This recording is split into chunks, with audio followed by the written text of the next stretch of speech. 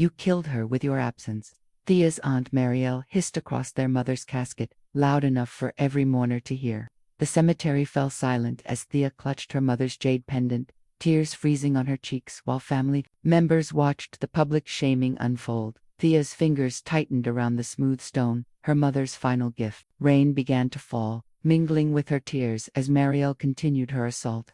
If you'd visited more instead of chasing that fancy career, maybe she wouldn't have died alone. The words cut deeper than any knife. In her darkest moment of grief, Thea stood humiliated, silenced by shock and the weight of misplaced guilt. The hotel room felt like a prison of grief. Thea sat on the edge of the bed, still in her black dress, the jade pendant heavy in her palm. The funeral reception had been unbearable. She'd left early, unable to withstand the pitying glances and whispered conversations that stopped whenever she approached. She didn't die alone, Thea whispered to the empty room. I was there the week before. I was there. But Marielle's words had planted seeds of doubt that were already taking root. Perhaps she should have visited more. Perhaps her mother had needed her more than she'd let on in their weekly calls. The pendant caught the light, drawing Thea's attention. It had been her mother's most treasured possession, never removed even during her final hospital stay. Thea had always assumed it was simply a family heirloom, but now she wondered if there was more to it. She examined it closely, turning it over in her fingers. The jade was smooth and cool, set in an intricate silver setting that seemed to wrap around it like protective hands. As she twisted it, something clicked. To her surprise, the setting had a hidden mechanism. The back of the pendant slid open, revealing a tiny compartment. Inside was a scrap of paper, folded into an impossibly small square. With trembling fingers, Thea carefully unfolded it. The handwriting wasn't her mother's. The note contained a set of coordinates and 5 words, "Where I found myself again." Thea's phone buzzed, interrupting her thoughts. A text from Marielle. "We need to talk about what your mother left behind. The house needs to be cleared by the end of the month." Another message followed immediately. "Your absence broke her heart. The least you can do is help clean up the mess you left." 3 more messages came in rapid succession, each more accusatory than the last. Thea's phone continued to vibrate with incoming calls from other relatives, probably calling to mediate the situation. She silenced the phone and curled up on the bed, the mysterious note clutched in one hand, the pendant in the other. Tomorrow she would fly back to her apartment, back to her life, back to the career that Marielle so despised. She would deal with her mother's house another time, when the wound wasn't so fresh. As sleep finally claimed her, Thea's last thought was of the coordinates. Where had her mother found herself again? And why had she kept it secret, hidden in a pendant that never left her neck? Thea's thumbs hovered over her phone screen. She had retreated to a quiet corner of the airport departure lounge, away from the crowds. 3 more messages from Marielle had arrived overnight, each more biting than the last. Other relatives had begun messaging too, their tones ranging from concerned to mildly judgmental. "Enough," she whispered, and with 3 decisive taps, she blocked Marielle's number. The relief was immediate, like lancing a wound. She scrolled through her contacts, finding her cousins Ren and Dara, both of whom had sent sympathetic messages without demands or accusations. She sent them brief thanks, but ignored their questions about when she'd return to settle her mother's affairs. The boarding call for her flight came as a blessed interruption.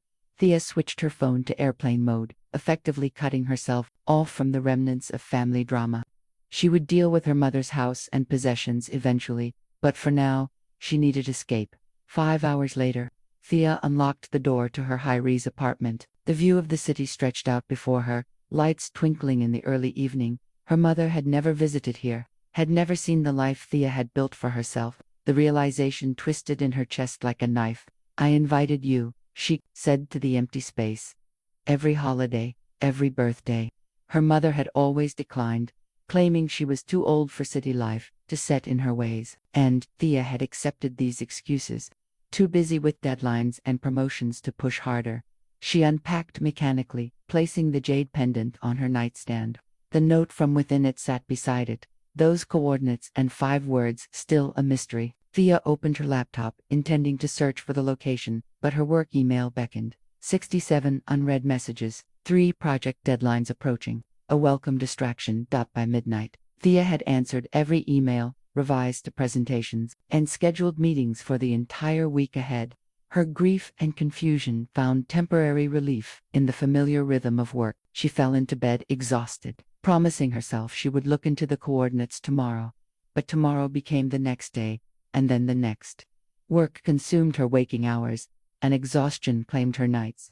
The jade pendant sat untouched on her nightstand, its secret temporarily forgotten, as Thea built a fortress of spreadsheets and meetings around her wounded heart. Her phone occasionally lit up with messages from relatives, but with Marielle blocked, the worst of the vitriol was gone. Ren called twice, but Thea let it go to voicemail, not ready to face even the kindest member of her family. She wasn't ready to talk about her mother, about the funeral, about Marielle's accusations. Not yet. "I'll call next week," she promised herself, each time, knowing it was a lie. 3 weeks passed in this manner, with Thea moving through her days like a ghost, present but not truly there. The jade pendant gathered dust, and with it, the mystery of her mother's secret note faded into the background of Thea's grief-numbed existence. The package arrived on a Tuesday. A small brown parcel with Ren's careful handwriting on the label. Thea nearly set it aside with the rest of her mail, but something, perhaps the weight of it, or the fact that it was the first tangible connection to family since the funeral, made her open it immediately. Inside was a cream-colored envelope, with annual family reunion embossed in gold lettering. The Newells had gathered every summer for as long as Thea could remember, a tradition her mother had rarely missed, despite her otherwise reclusive nature. This year's invitation felt like a slap. How could they carry on as if nothing had changed? A note in Ren's handwriting accompanied the invitation. "We all miss Aunt Iris, and we miss you too, Thea. I know things with Marielle are complicated, but family is family. Please come. There's more to your mother's story than you know." The irritation flared. What could Ren possibly know about her mother that she didn't? But as she tipped the package to set it aside, something else slid out. A photograph she'd never seen before. Her mother, young and radiant, standing on a cliff overlooking the ocean. Her smile was wider, more carefree than any expression Thea could recall seeing on her face. Beside her stood someone Thea didn't recognize, a tall, lean figure with wild hair, face partly turned away from the camera. They were both laughing, caught in a moment of pure joy. Thea turned the photo over. In her mother's distinctive handwriting, Cliff House, with Z Summer 89. She sat heavily on her couch, staring at the image. Her mother would have been 33 in 1989, 2 years before Thea was born. Who was Z? And why had Thea never heard of Cliff House? Her phone rang, startling her. Ren's name flashed on the screen. With the photo still in hand, Thea answered. "I see the package arrived," Ren said without preamble. "Who's Z?" Thea demanded. A pause. "I was hoping you might know. How did you get this photo?" "I've been helping sort through Aunt Iris's things. Someone had to start, and Marielle was... Ren hesitated. "Anyway, I found a box of photos in the attic.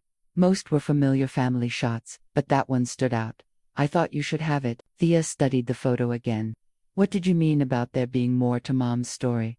"Marielle's been saying things about your mom having secrets, about a life none of us knew about." Ren's voice lowered. "I thought it was just Marielle being Marielle, but after finding that photo, and others...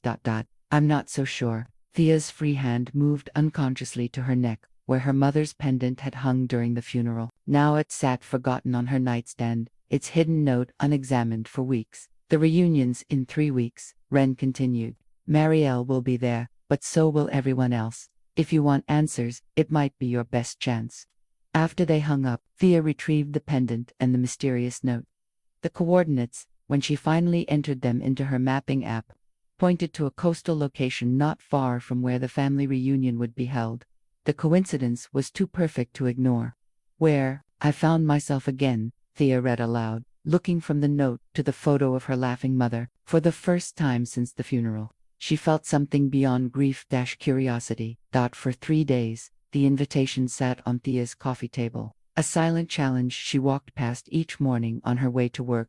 The photograph of her mother and the mysterious Z leaned against a vase nearby, equally demanding attention. During conference calls, Thea found herself staring at them, her mind wandering from quarterly projections to coastal cliffs and hidden notes. On Thursday evening, She finally sat down with a glass of wine and allowed herself to consider attending the reunion.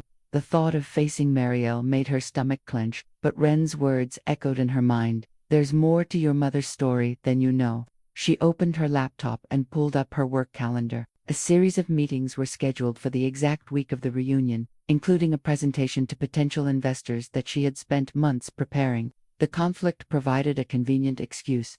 I can't go, she told the empty room, relief and disappointment mingling strangely in her chest. She called Wren, who answered on the first ring. I can't make the reunion, Thea said, skipping pleasantries, work commitments. The silence on the other end lasted just long enough to feel accusatory. Wren, understand, her cousin finally replied, disappointment evident in her voice. But Thea, I really think you should try. This is important, more important than my career. The one everyone seems to think I chose over Mom. The words came out sharper than intended. That's not fair. No one thinks that, except maybe Marielle, and she's going to be there, poisoning everyone against me. Why would I voluntarily walk into that? Wren sighed, because Aunt Iris would have wanted you to know the truth. Whatever it is, the truth, Thea repeated, about Cliff House, about Z, maybe.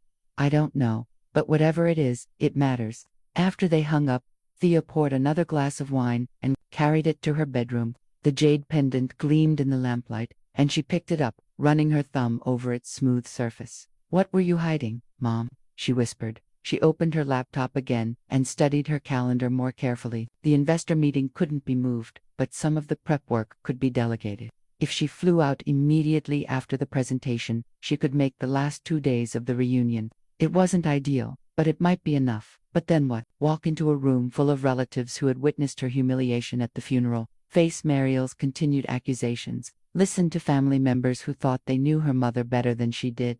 No, the coordinates were what mattered. If her mother had hidden them in her most treasured possession, they must be significant. Thea could visit the location privately, without the family drama. She could honor her mother's secret on her own terms. She closed her laptop decisively. She would not attend the reunion, but she would visit the coordinates. She would discover what where I found myself again meant. She owed her mother that much. Sleep eluded Thea that night. She tossed and turned, her mind racing between memories of her mother, the mystery of the coordinates, and the dread of facing Marielle again. By 3 a.m, she gave up and padded to the kitchen for chamomile tea. The jade pendant and notes sat on the counter where she'd left them. In the quiet darkness, illuminated only by the light above the stove, Thea finally gave the note her full attention. The coordinates, when she entered them into her phone, pointed to a location on the northern coast, about a 3-hour drive from where the family reunion would be held. Google Maps showed a small village called Brookhaven, nestled between cliffs and sea. The satellite view revealed scattered cottages along the coastline, some seemingly perched right at the cliff's edge. Where I found myself again, Thea murmured, studying the terrain. What had her mother found there? And when had she lost herself in the first place? Thea pulled up the photo Wren had sent. Cliff House, with Z. Could one of those cliffside cottages be Cliff House? The timing seemed right, the coordinates hidden in her mother's most treasured possession. A photo taken at a place called Cliff House, both connected to a mysterious ZA memory, surfaced unbidden. Her mother, sitting on their porch swing, gazing out at nothing in particular. Sometimes, she had said to teenage Thea, the person you are and the person you want to be live in different worlds. At the time, Thea had dismissed it as one of her mother's philosophical musings. Now she wondered if it had been a confession. She opened her laptop and searched for rental properties in Brookhaven. There weren't many, but she found a small cottage, available for the week of the reunion. On impulse, she booked it. The decision made, Thea finally felt exhaustion overtake her. She curled up on the couch and fell into a deep sleep, the jade pendant clutched in her hand. Morning brought clarity. She would attend the investor meeting, then drive to Brookhaven instead of the family reunion. She would discover the truth about her mother's secret life, without Marielle's interference or family complications. She called her boss, requesting the days off following the investor presentation. To her surprise, Jason was sympathetic. Take the time, Thea. You've been running on fumes since the funeral.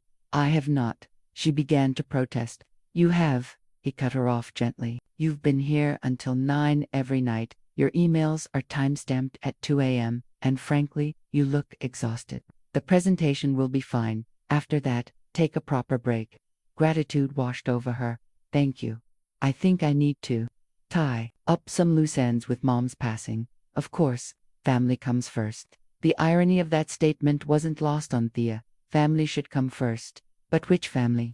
The relatives who gathered yearly for reunions yet barely knew each other, or the mother who had apparently led a double life, finding herself somewhere other than with her daughter. As Thea packed that evening, selecting clothes for both her presentation and her coastal investigation, she placed the jade pendant around her neck. It felt right to wear it now, as if her mother was guiding her toward a truth long kept hidden. The investor presentation went better than Thea could have hoped. Her graphs tracked upward, her projections impressed, and the questions afterward were enthusiastic rather than skeptical. In another time, she would have celebrated this victory, perhaps called her mother to share the news. Now, it felt strangely hollow. Knockout job, Jason said, clapping her shoulder as they left the conference room. You've secured funding for the next phase. Take your break knowing you've earned it. Thea nodded, already mentally elsewhere. Her suitcase waited in her car. Her coastal cottage was confirmed. In less than an hour, she would be on the road to Brookhaven, chasing her mother's ghost. Her phone buzzed with a message from Ren. Family dinner tonight. Wish you were here. Attached was a photo of the oceanfront hotel where the reunion was being held. Thea recognized it immediately. She had attended every summer until college, when internships and summer classes had provided convenient excuses to skip the event.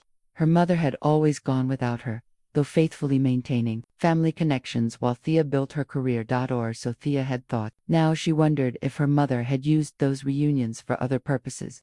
After all, the coordinates led to a location not far from the reunion site.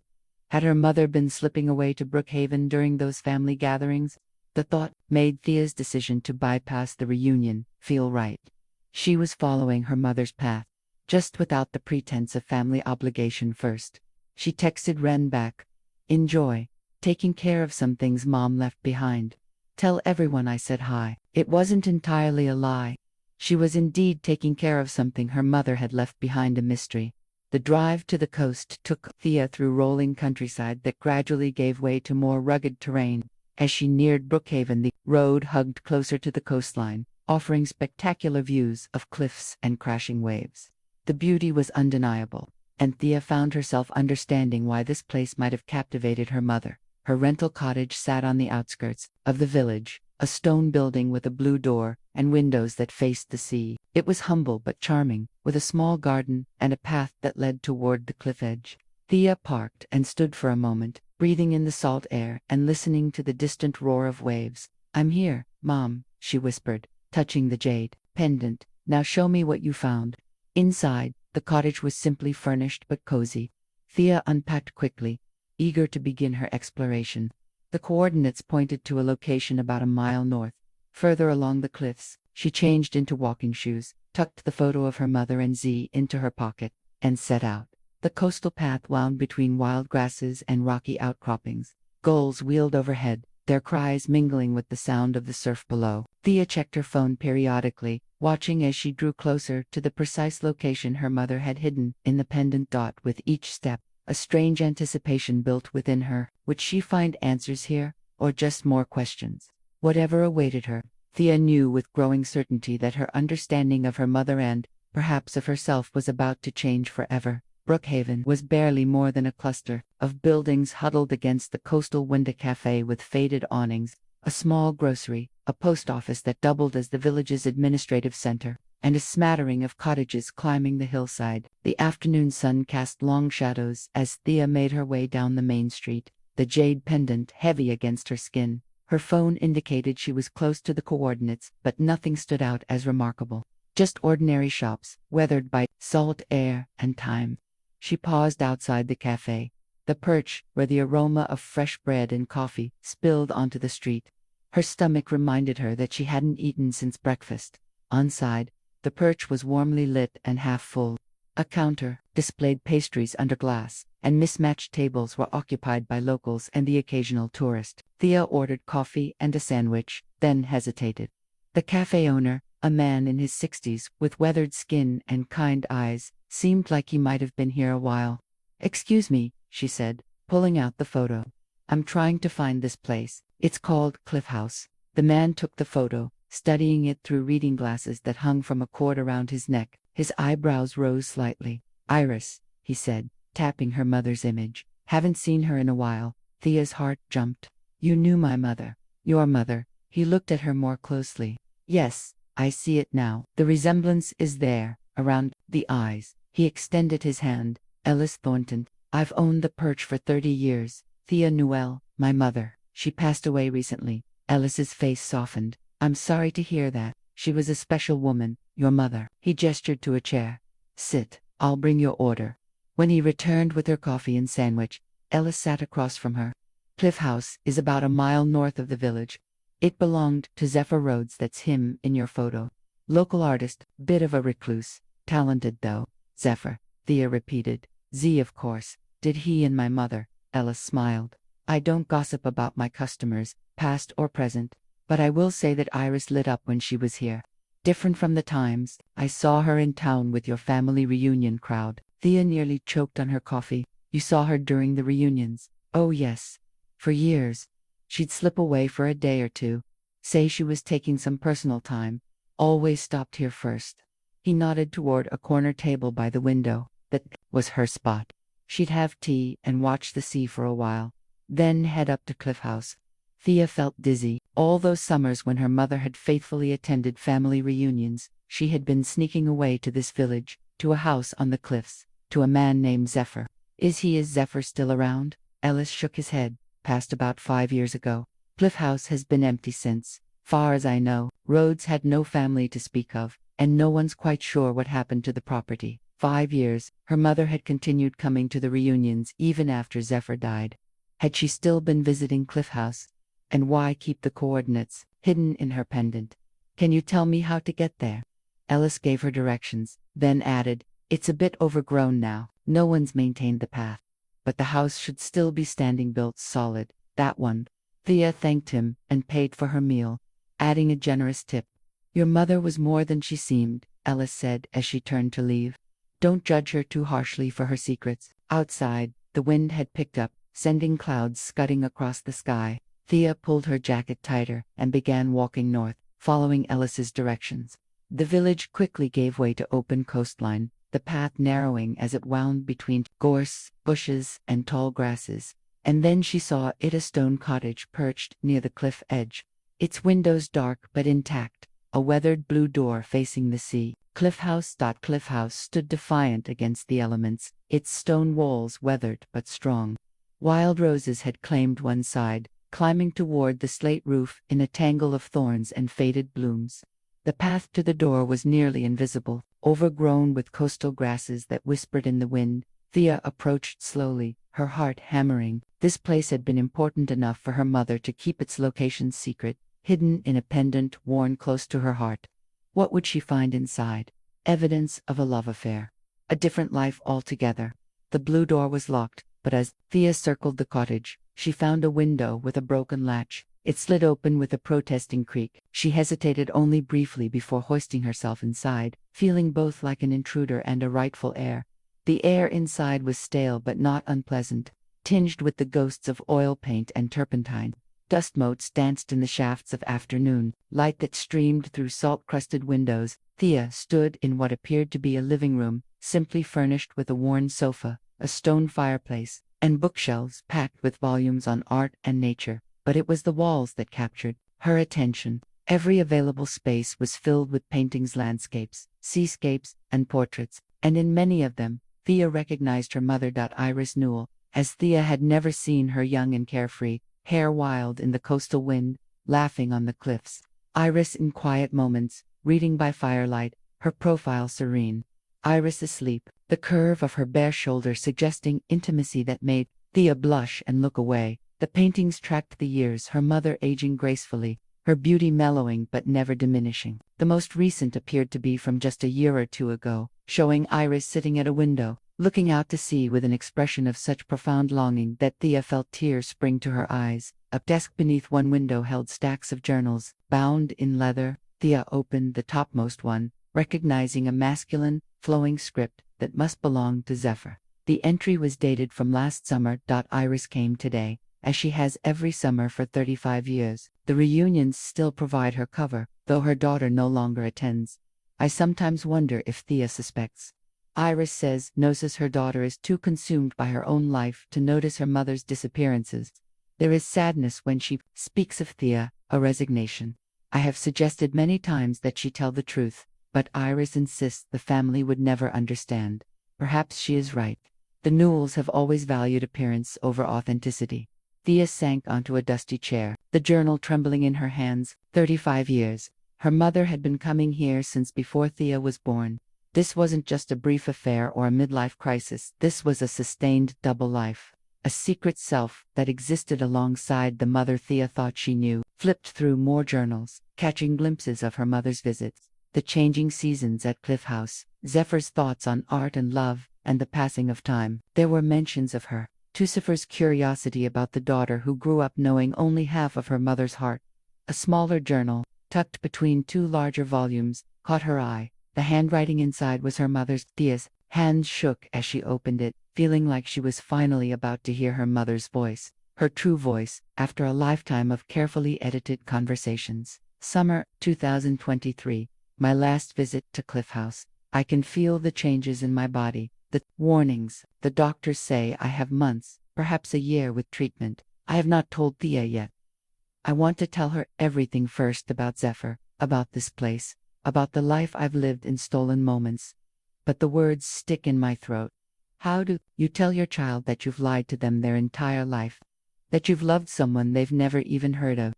That the person they thought you were is only half the truth? Thea read until the light faded, hunched over her mother's journals as the cottage grew dark around her. The story that emerged was both beautiful and heartbreaking, a love affair that had spanned decades.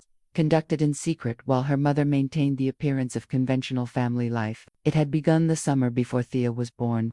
Iris, feeling trapped in her marriage to Thea's father, had wandered away from a family reunion and discovered Brookhaven. There, she had met Zephyr Rhodes, an artist who lived on the edge of convention. Their connection had been immediate and profound. He sees me, her mother had written, not the me that serves on committees and hosts dinner parties and says all the right things. He sees the me underneath, the one who wants to paint and laugh and feel the wind in her hair.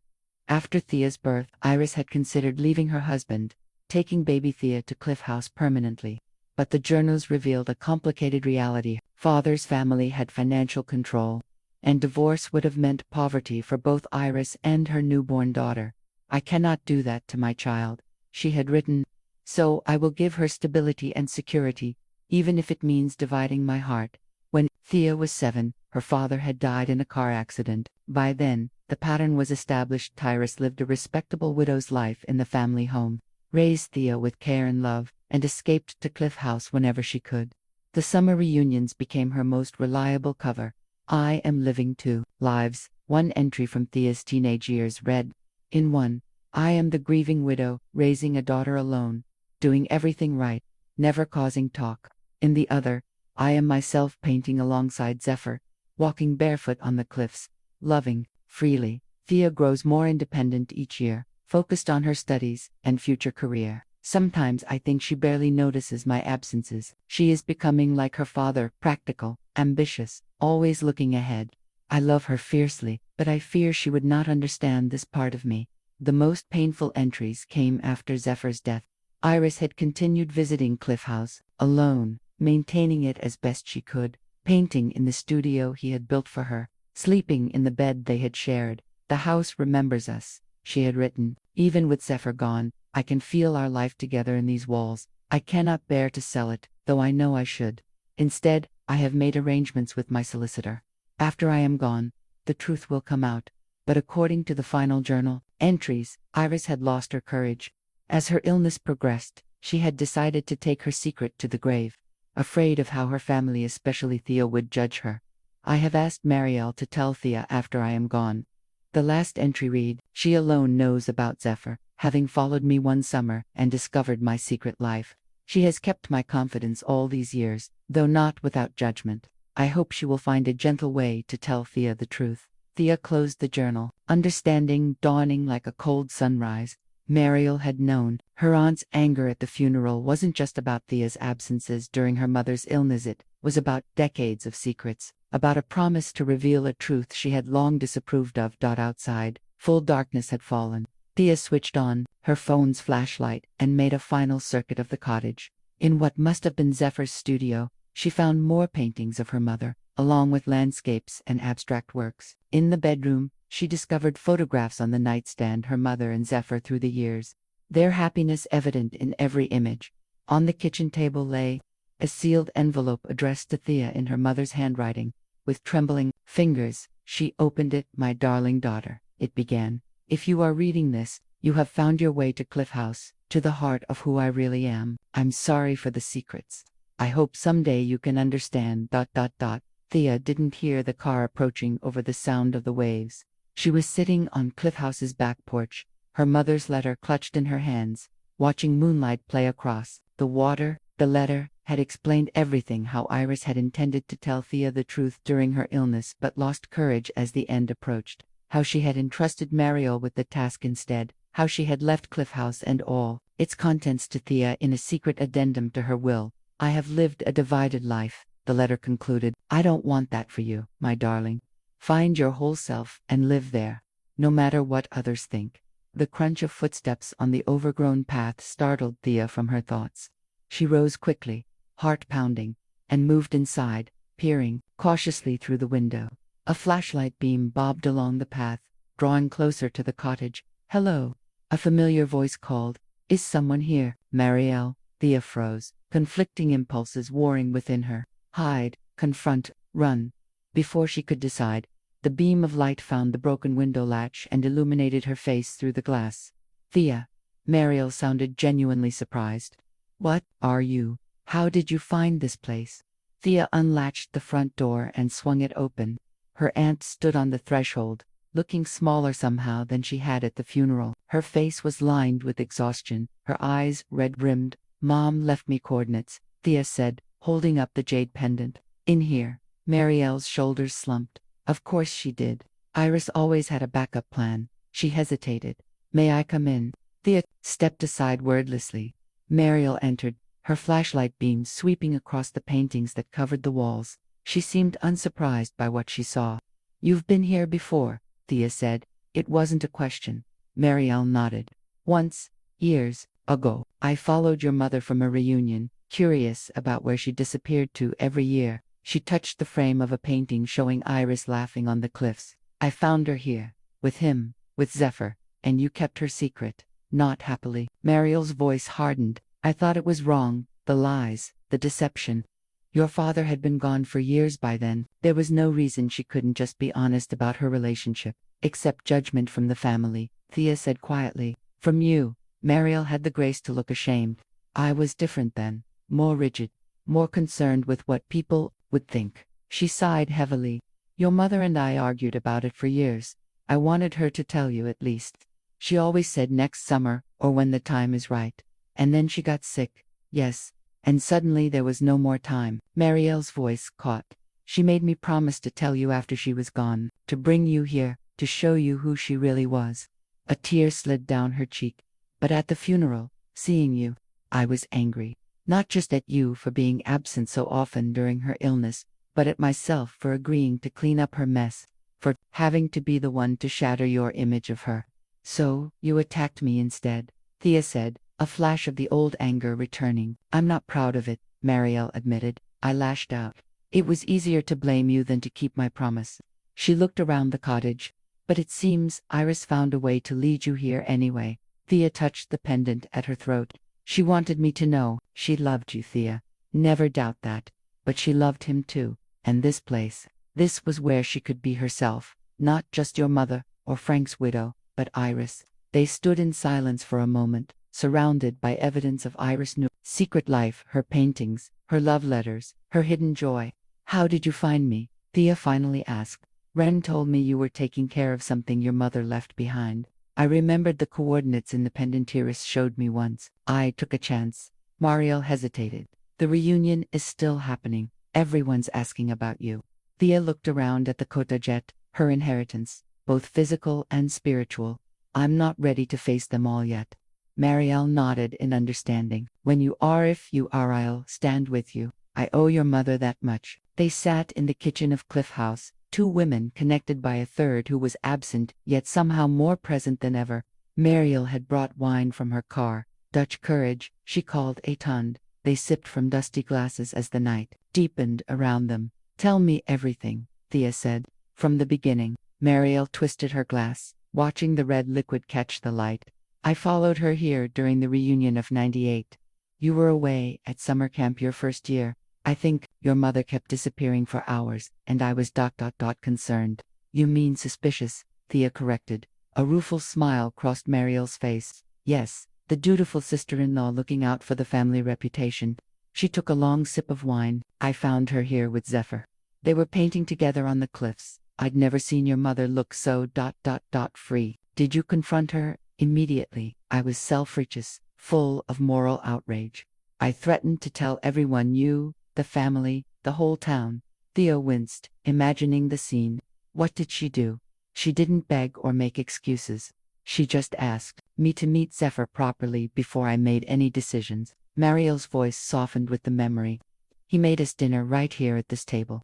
Talked about art and life and how he'd fallen in love with Iris the moment he saw her. By the end of the evening, I understood why your mother had created this separate life, but you still didn't approve. No, I thought she was being selfish, living this double life while you grew up not knowing half of who your mother was. Marielle looked directly at Thea. I thought you deserved the truth. Why didn't you tell me, then? Because despite everything, it wasn't my secret to tell. And because your mother made me see something I didn't want to admit. She paused. That our family, the Newells, had never allowed anyone to be fully themselves. We operate on appearances, on meeting expectations. Your mother was trapped by that long before she met Zephyr. The truth of this struck Thea forcefully. She thought of family dinners where conversations remained superficial, of reunions where everyone performed the roles expected of them, of her own reluctance to reveal any weakness or uncertainty to her relatives. After Frank died, Marielle continued, I thought she would make her relationship with Zephyr public, but by then, the pattern was set. She was afraid of losing her standing in the community, afraid of how it would affect you, and maybe afraid of bringing her two worlds together after keeping them separate for so long. So she just kept living two lives, Thea said. For decades. Marielle nodded. When she got sick, I pushed her again to tell you the truth. She finally agreed, but kept putting it off. After this treatment, she'd say, or when I'm feeling stronger. Then suddenly, she was in hospice, and she made me promise to bring you here after she was gone. Instead, you attacked me at her funeral, Thea said, the hurt still fresh. Marielle flinched. I was angry. At her for dying, at you for not being around more during her illness, at myself for keeping her secret all these years. She set down her glass. What I said was unforgivable, but part of me thought if I pushed you away hard enough, I wouldn't have to keep my promise. I wouldn't have to be the one to shatter your image of your mother. Yet here we are, Thea said. Here we are, Marielle agreed. Your mother knew you better than you think. She was sure you would find your way here eventually, with or without me.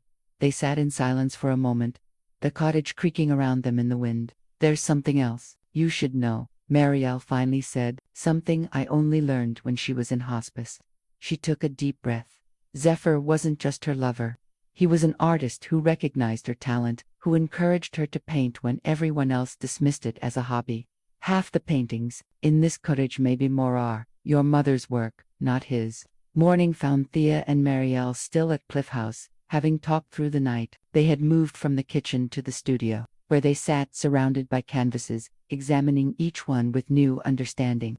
This is Mom's, Thea said, pointing to a seascape with bold brushstrokes and dramatic light.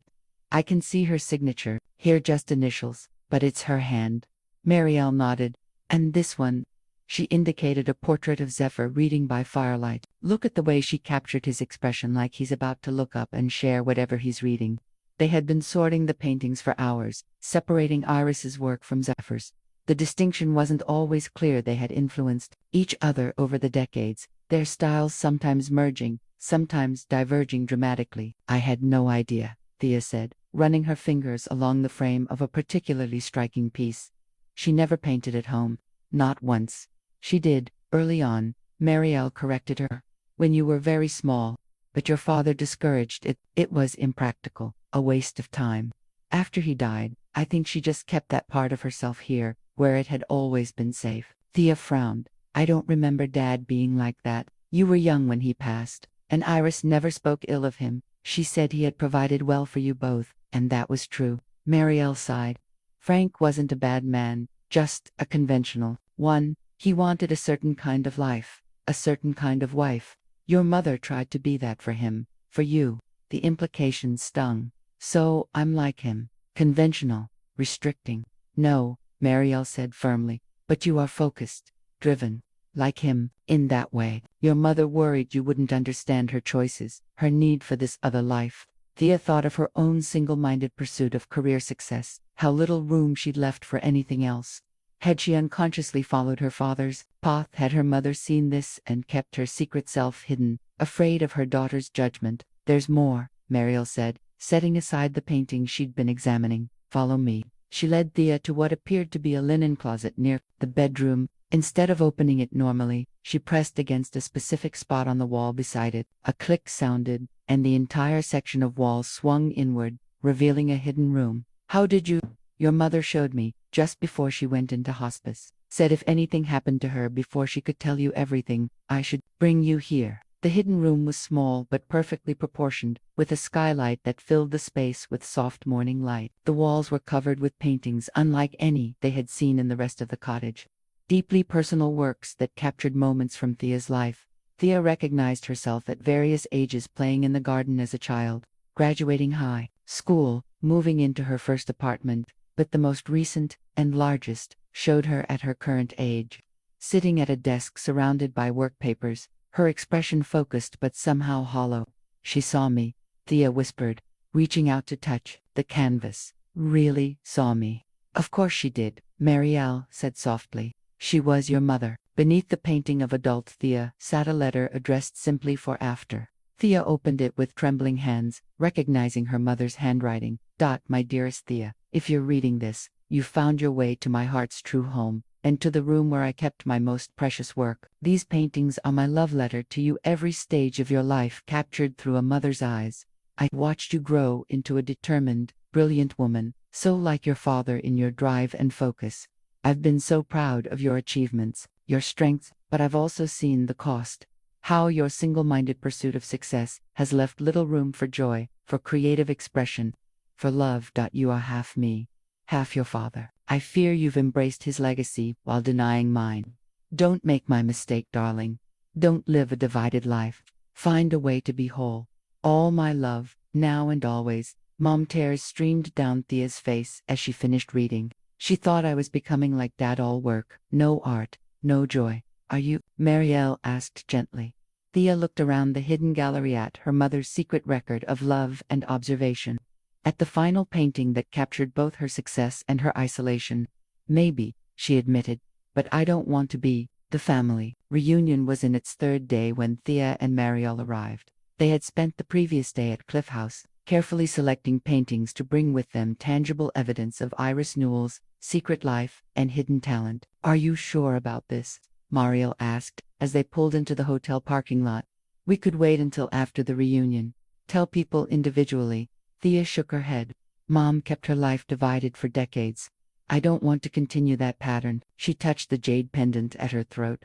If I'm going to honor her memory, I need to help bring her whole self into the light. The hotel lobby was decorated with Newell family photos and blue banners announcing family first, family forever. The irony wasn't lost on Thea. This family, with its emphasis on appearances and conformity, had inadvertently driven her mother to create a separate life where she could be authentically herself. Cousin Wren spotted them first. Rushing across the lobby with wide eyes, Thea, you came. Her gaze moved to Marielle, then to the wrapped canvases they carried. And you two are ... together. It's a long story, Thea said. Where is everyone? In the conference room. Uncle James is giving his annual family history lecture. Wren rolled her eyes. Same stories as every year. Perfect, Marielle murmured. A captive audience, they made their way to the conference room, where about 30 Newell relatives sat in rows of chairs, listening to an elderly man drone on about family heritage. Heads turned as Thea and Marielle entered with their wrapped burdens. Whispers rippled through the audience. Uncle James paused mid-sentence. Thea, we weren't expecting you. Sorry to interrupt, Thea said, not feeling sorry at all.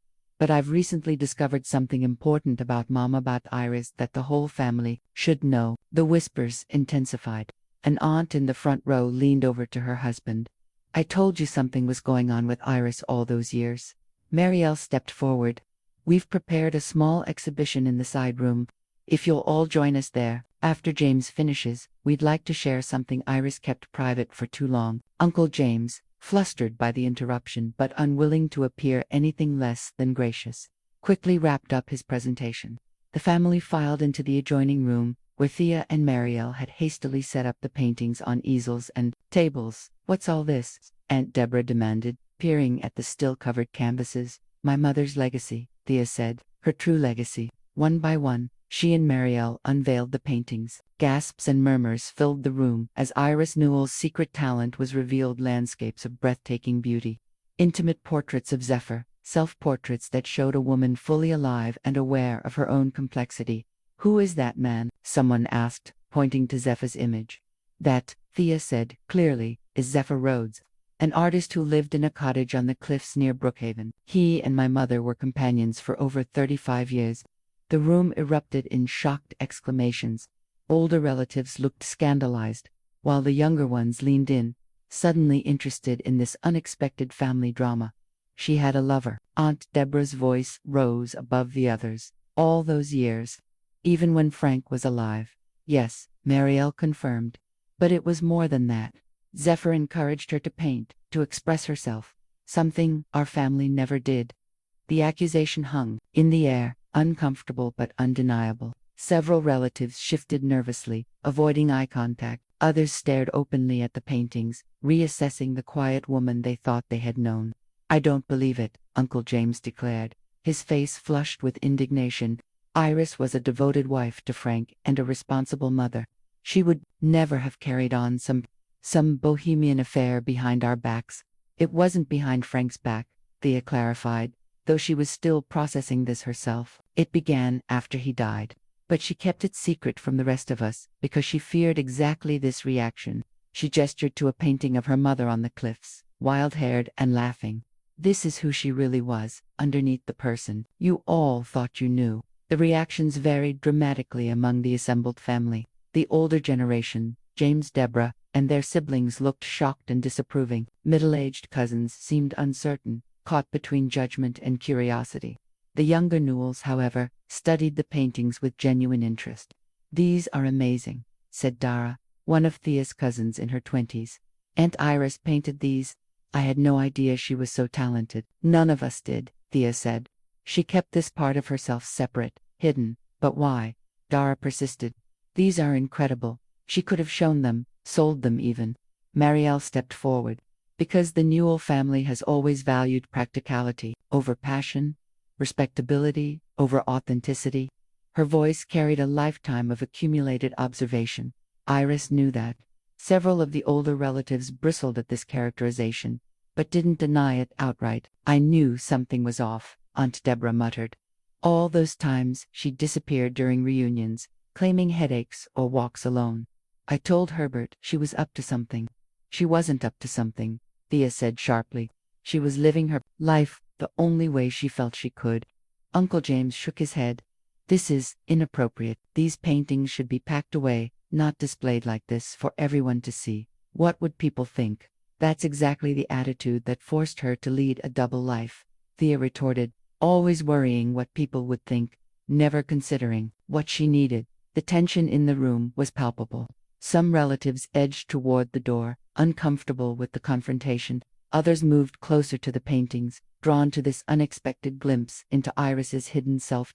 Wren broke the awkward silence. I think they're beautiful. And I wish Aunt Iris had felt she could share this part of herself with us. She certainly shared it with someone, Aunt Deborah said acidly, glaring at a portrait of Zephyr, while letting us believe she was still mourning Frank. She did mourn Dad, Thea said. But she also found happiness, and purpose, and passion. Why is that so threatening to you? The question hung in the air, unanswered but resonant. A few of the younger cousins nodded in agreement. While the older generation exchanged uncomfortable glances, Mariel touched Thea's arm gently. This is a lot for everyone to process at once. Maybe we should give them some time. Thea nodded, suddenly, exhausted by the emotional confrontation. The paintings will stay here until the end of the reunion. Look at them, or don't. But this was my mother Iris, whether you approve or not. As the family dispersed, some lingering to examine the artwork more closely while others left in obvious discomfort, Thea noticed her mother's oldest friend, Eleanor, standing quietly in the corner, tears streaming down her face. You knew, didn't you? Thea asked softly, approaching her. Eleanor nodded, dabbing at her eyes. Not everything, not about the painting. But I knew there was someone. Iris never said his name, but sometimes she glowed from the inside. I was happy she had found joy, even if it had to be a secret. She squeezed Thea's hand. Your mother was extraordinary. I'm glad you've discovered that for yourself. Dinner that evening was a strained affair. The family sat at their assigned tables in the hotel dining room, conversations muted and frequently interrupted by glances toward Thea. She had chosen to sit with Mariel and some of the younger cousins, leaving the older generation to their whispered judgments. So Aunt Iris was secretly living this whole other life. Cousin Leo asked, fascinated rather than scandalized. That's actually kind of badass. Leo, his mother hissed from the next table. Watch your language. Thea smiled despite herself. She was badass, in her own quiet way. Standing up for her happiness, her art, even if she couldn't do it openly. But why keep it secret for so long? Dara wondered. I mean, after a while, wouldn't it have been easier to just come clean? Secrets have momentum, Mariel said, surprising Thea with her insight. The longer you keep them, the harder they are to reveal. And Iris had seen how this family reacts to unconventional choices. Several of the cousins nodded in understanding. One of them, Kai, leaned in. When I wanted to quit law school to become a chef, Uncle James gave me a 2-hour lecture on family responsibility and practical careers. And when I got divorced after 6 months, Aunt Deborah wouldn't speak to me for a year, added his sister May, said I hadn't tried hard enough. That's exactly it, Thea said. Mom saw how the family treated anyone who stepped outside the approved path. So she created a separate life where she could be herself without judgment. The younger Newells exchanged glances, a current of recognition passing between them. How many of them had hidden parts of themselves to maintain family approval? How many had made choices based on Newell expectations rather than personal desires? From across the room, Uncle James cleared his throat loudly. If I could have everyone's attention, he announced, standing at the head table, in light of today's revelations. I think it's important that we address the situation directly. The room fell silent. Thea tensed, preparing for condemnation. Iris Newell was my sister-in-law for over 30 years, James began, his voice formal. I thought I knew her well. Clearly, I was mistaken. He paused, looking uncomfortable. While I cannot condone the deception she practiced, I must acknowledge that the artwork displays considerable talent. This grudging admission clearly cost him, but James pressed on. Family history is rarely as straightforward as we might wish. The Newell legacy now includes this unexpected chapter, and we must find a way to incorporate it with dignity. It wasn't acceptance, exactly, but it was an attempt at reconciliation. Thea caught Mariel's eye and saw her own surprise reflected there. Therefore, James continued, I propose that a selection of Iris's paintings be displayed at the family home, alongside our other heirlooms and artifacts. Her artistic legacy, whatever its origin, is part of our family story now. Murmurs of agreement, some reluctant, some enthusiastic, rippled through the dining room. Aunt Deborah looked displeased but said nothing. Several of the younger cousins broke into spontaneous applause. After dinner, as the family dispersed for evening activities, Uncle James approached Thea privately. Your mother always was a bit different, he said, clearly struggling to find the right words. I never understood her, but Frank loved her, and that was enough for me. He hesitated. I wish she had felt she could share her talent with us. The family might have surprised her. Thea doubted this, but appreciated the effort. Thank you, Uncle James. The Newells adapt, he said with a hint of pride. It's how we've survived for generations.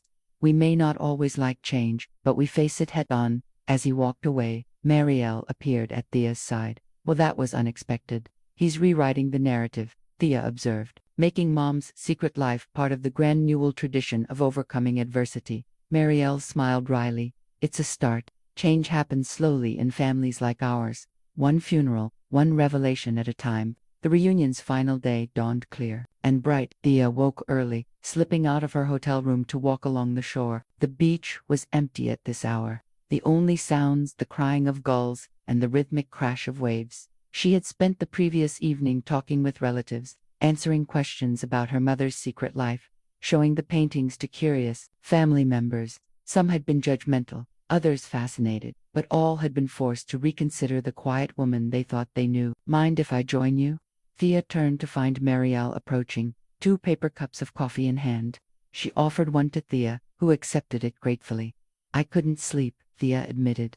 Too much to process. Marielle nodded, gazing out at the horizon. It's been quite a revelation for everyone, especially you. They walked in companionable silence for a while, sipping their coffee as the sun climbed higher. The hostility that had existed between them at the funeral seemed from another lifetime. Now, I've been thinking about what you said at Cliff House, Thea finally said, about how Mom was afraid I wouldn't understand her choices because I'm so much like Dad, focused, practical, career-driven. Your mother was proud of those qualities in you, Marielle said. She just worried they came at a cost. She was right. Thea stopped walking, turning to face the ocean. I've built my entire identity around achievement, degrees, promotions, recognition. There's been little room for anything else. It's not too late to change that. That's what I keep thinking about. What would it look like to live a more integrated life?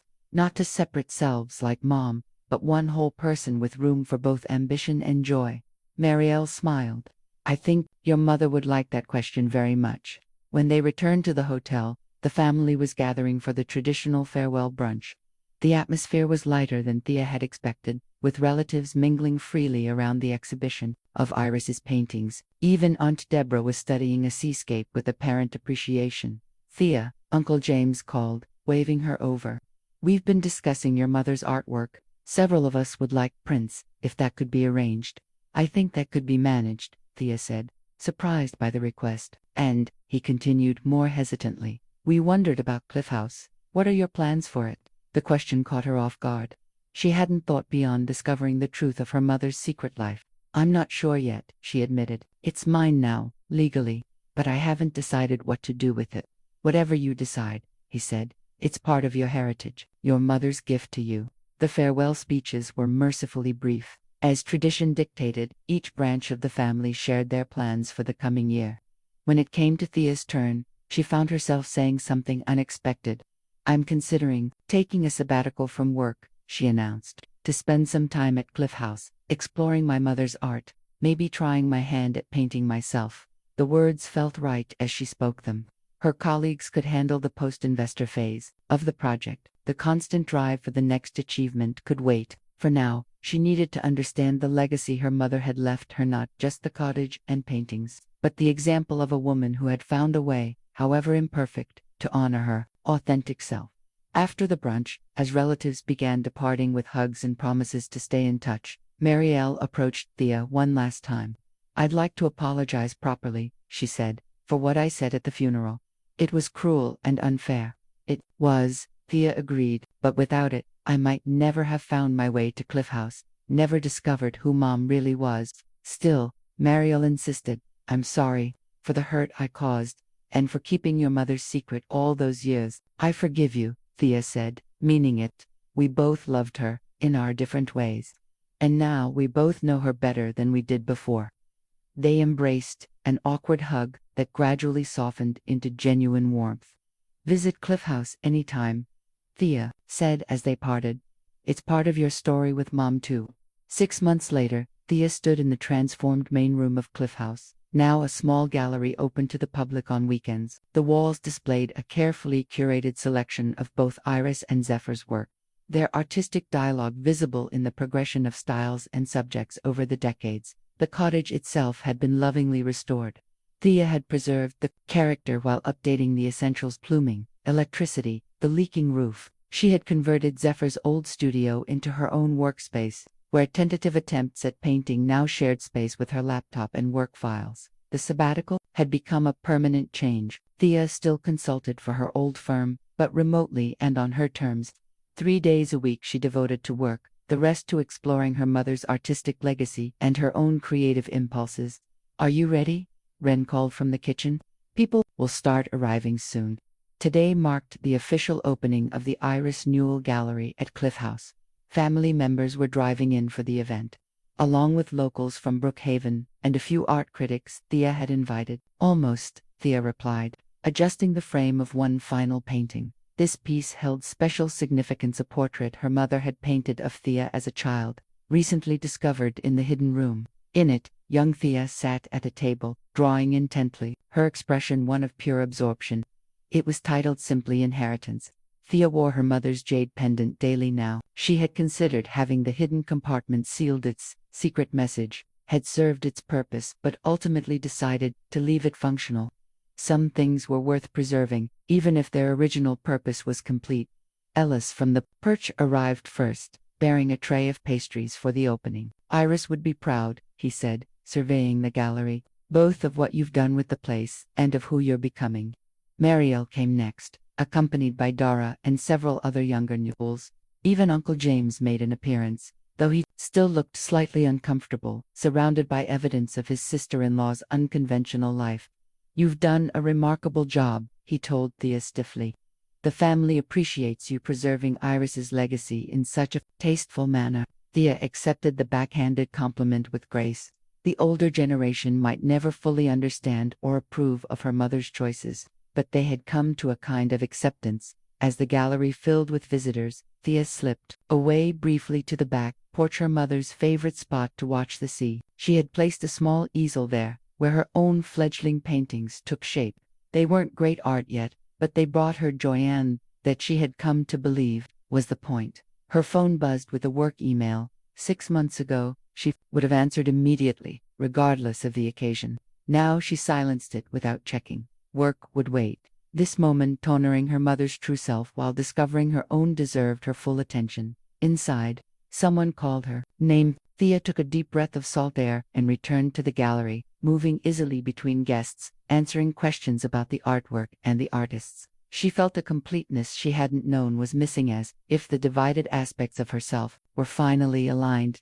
In a quiet moment, she found herself standing before a self-portrait her mother had painted just a year before her death. In it, Iris looked directly at the viewer, her expression serene and knowing, the jade pendant visible at her throat. "I understand now," Thea whispered to the painting. "And I'm trying to do better, to live undivided." She touched the pendant at her own neck, feeling its familiar weight and the hidden compartment that had led her here. The secret message had served its purpose, where I found myself again. But for Thea, Cliff House had become something different, not a place to hide part of herself, but a place to become whole. "Thank you," she said to her mother's painted eyes, "for the inheritance I didn't know I needed." Then she turned back to the gallery, to the family she was rediscovering, and to the integrated life she was finally beginning to build.